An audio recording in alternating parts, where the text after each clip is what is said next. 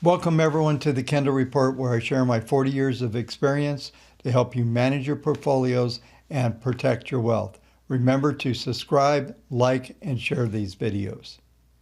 Looking back on yesterday's action, we saw a more volatile day than we've seen over the last several, as the market was able to print an S3 on the market grid and an R2 and finished at the high of the session. In yesterday's video, I discussed how I believe the market will make a new high this week based on the S&P 500. Also, over the past several weeks, I've been discussing this leadership change that is likely to happen between the small and mid caps versus the NASDAQ. So they're likely to outperform the S&P as well. But the key elements that we're going to have to continue to watch as we go forward this week will be this reopening trade, which continues to evolve. If you recall, back on May 5th, I did a video called How to Take Advantage of Warren Buffett's Mistake in the Airlines. There was a huge opportunity there, and it played out significantly as many of these airline stocks moved back toward their 200-day moving average. Back on June 5th, on a live stream, I suggested that you should take profits on all of those trades that were done at that time. I mentioned on live streams and videos over the last couple months that the next buy signals that come out of our short-term models on the airlines will be the airline trade 2.0. We started to see that happen last week. On last Monday, we bought Boeing. We saw a lot of airlines come in on Friday and then again today. And the action today in the airlines was significant. But this has everything to do with the underlying market sentiment that continues to unfold in the markets. So many folks are focused on what they believe is going to be a depression and the markets are going to collapse that they can't see what's really going on here. And it's about the perception, not necessarily what the fundamentals looking in the rearview mirror are telling us. For example, the airlines were reported their traffic was down between 75 and 80% across the board. Well, meanwhile, if you look at what's happened over the last few months, the traffic is increasing substantially as people are starting to get back to traveling. Now, the hospitality area is another crushed area. There's just a lot of opportunity that continues to lie in these underplayed areas of the markets.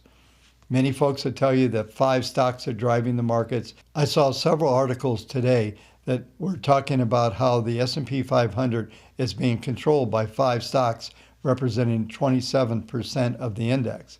This is true, but from my perspective, and things that you hear on this channel, is right now we have 11,000 plus symbols on an intermediate basis that are telling us that the markets are trending, and they are trending upwards. It's not just 5 stocks. There are a lot of stocks that are participating in this rally. They're going to continue to evolve. I've talked to you about our WaveTech database, which I will review here shortly, but it continues to be very strong and also continues to rotate in a very methodical way. It tells me a lot about the leadership change that I believe will continue to unfold as we go forward. It's very likely what we've been seeing on balance over the past couple of weeks, that the small and mid-cap stocks are going to start to overperform both the S&P and the NASDAQ.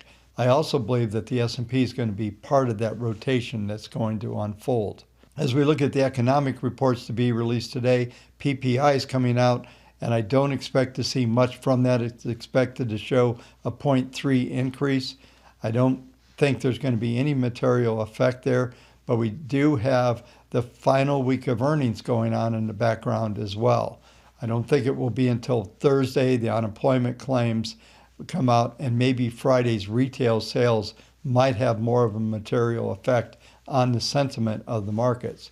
But for right now, market participants are going to continue to be focused on this reopen trade. And I think what we saw in the airlines yesterday is a significant situation, and we're going to see other things such as hospitality and other areas start to emerge. So there's a new theme that is coming out of this rotation in the market, and a lot of those stocks are going to end up being in that small and mid cap area that I've been talking about. Let's go ahead and take a look at the charts and see how it's setting up for tomorrow. As we review the WaveTech database, we'll see that the markets are starting to rotate a bit up here. We're currently 82.81% long. You'll notice that the 1.2 long had 204 buys, 203 sells. On 3-2, it had 222 versus 188. And those are neutral sentiment, basically a clear rotation, almost 100% of what was bought was sold. So we're seeing some rotation start to come in. This is likely to continue to see this rotation on a short-term basis. On a weekly basis, there's something more significant going on. We're currently 66.79% bullish. We did see a positive rotation signaled from the orders that came out of Friday's run. So this is continuing to evolve. We're likely to move up toward 72 to 74%. And it's important to understand as I go through this that these models typically hold, you'll see on the far right-hand side here, they typically hold on average 206 market days, and the 3.2 model, which is getting the most traction right now, tends to hold about 225 days or a complete year, about 222 trading days in a year. The duration fulfilled is about 20%. So there's a solid 150 to 180 days left in these trades. And this suggests that we're going to see a continuing evolution of the trend that we're in right now. It's a long ways from being over. And this is the difference than looking at an S&P chart with a trend line or looking at an index trying to make a decision about what's going to happen in the market. When you get to the level of being able to see the entire universe and looking at each one of the symbols and reviewing the symbols from a micro viewpoint, it gives a much different perspective. This is what I hope to continue to help you to understand so that you can see the evolution of what's going on within the trends in the marketplace. I mentioned the airline trade. I built a portfolio, and if you join us on the WaveTech training tomorrow at 4:30 Eastern Time, it will be a live stream. If you join us there, I will show you how I built this. So this is, I call it Airlines Buffett. I put the 10 top airline stocks in here, put them on our short-term models, optimize them, and let them trade. Now, something I did, and I'm going to show you how to do this, is I'm going to show you how to control the exits outside of what the system shows you. The equity curve flattened out because these stocks were completely out. And now, as I mentioned in the opening comments, starting last week, Boeing, and on Friday, we saw a lot of airlines come in. Also on Monday, the 10th, we saw several of them come in. And this is what happens. You can see that the open positions right now are all 10 of the airlines. And it shows what the current P&L is, and it shows what the entry date is. But come to our meeting tomorrow and see exactly how you can participate in this thing. It's so powerful to be able to build a portfolio. And I put in this particular account, I put in $50,000, and $50,000 turned into $90,994. Now, since you have Robinhood and other incremental shares, you could have done this with $5,000 and turned it into $9,000 by doing incremental shares.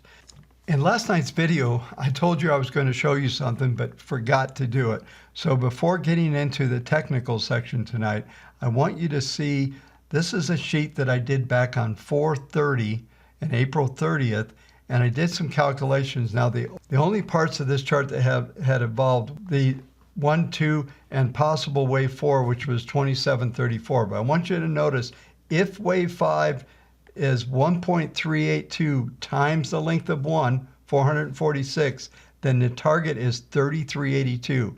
We closed today just 20 handles off of that number. And then it also, the second calculation, if it extends to 1.618, then it would be 748 points long, and that would move us to 3514. My expectation at this time was built off of by using Elliott Wave to come up with these patterns. Now here's the second page of this, which talks about the top of the wave, which was a filling of a gap up at the 3279 level. See, the target range here was 3298 to 3382. That comes off of those calculations. And all of these numbers here are talking about what my expectations was. There's also some notes down at the bottom that there's no overlap and that the structure of a 335 was likely. And I was also covering, if you recall, if you've been watching the channel, you can go back. I meant to find out which video it was that I covered this, but I believe it was the one that new highs signaled is the video that I did. And this was done a while back based off some calculations that I believe were going to unfold over the next several months. I wanted you to see this work, and I'm going to be doing this week some new calculations on these numbers just to fine tune them. There were a number of data points that were not available yet because they hadn't happened. This was all a projected and based on math and theory. Beginning with the cash S&P, we closed yesterday at 3360. I mentioned that we did a S3 R2 range. S3 was 3333. The low was 3335. We fell just short of that. R2 was 3362.97. And the R2 number was first hit off the open yesterday. It retraced all the way down to R3 and then rebounded and printed a high above that R2 number and closed at the 3360.47. So it was quite the trading day. If you're using this grid, there was some amazing opportunities from a trading viewpoint. But as we look at today's values, one of the other things that it happened yesterday is we saw a volatility expansion, just a slight one. Now the range on the upside is 28 handles. Yesterday it was about 22. So we saw a slight expansion. And if you look at the numbers for today, my expectation, an S1 possibility of R2, R3 today, which will put us very close to that all-time high at 33.93. I think if they get this close, the machines are just going to run this thing, and I don't see it halting here. The extreme is 3388.66 for today. That could be taken out depending on how we trade. Now overnight, we're seeing a fair amount of strength. It's backed off a little bit as London is about to open. I'm getting this video done a little late tonight, but the configuration suggests that we're going to at least move toward R2, most likely R3 today, and the configuration suggests that we'll move toward R2 and possibly print R3 today.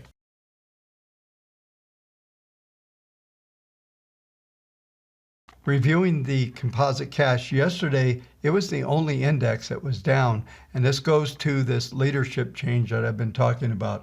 In fact, the Russell, which I'll review here in a minute, was up about 1%, with the S&P only up 0.27, and the NASDAQ was actually down 0.39.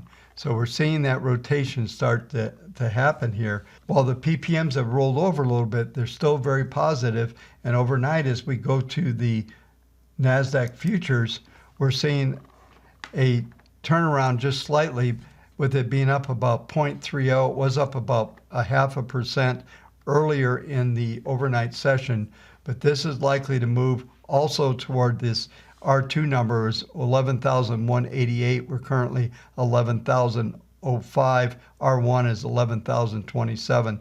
That will be your trigger point. If we penetrate 11,127, then expect to see R2. I don't think we'll see R3 on this index, but we could see it.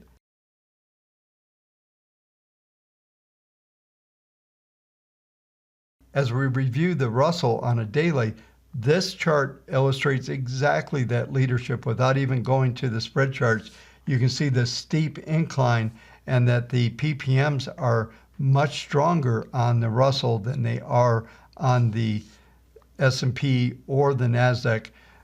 PPM1 is a 0.66, PPM2 is a 0.52, and PPM3 is a 0.34. These are very strong numbers, and they're going to continue. Now, the S&P is only 1% off its highs, where the Russell is 6.7% off of its highs. So my expectation is that the S&P will print this, and then we'll see this market continue to play catch up. And it goes to the entire scenario that I talked about on the opening comments, is that there's a huge rotation going on in our database, in the markets in general, and this reopen trade is going to continue. I know a lot of folks don't believe that that's what's going on, but the markets are telling you differently, and the markets are right, and you're wrong if you don't follow them. And this is why I tell you folks all the time, I'm data-driven. When I say data-driven, it's because of the models and the technical models, and the stats that are around those models are what guide my opinions and my theories on what's likely to happen in these markets. What we're seeing here is that rotation happening in the small cap, and there's also a very strong rotation, which I won't review tonight, but a very strong rotation going in the mid cap area as well.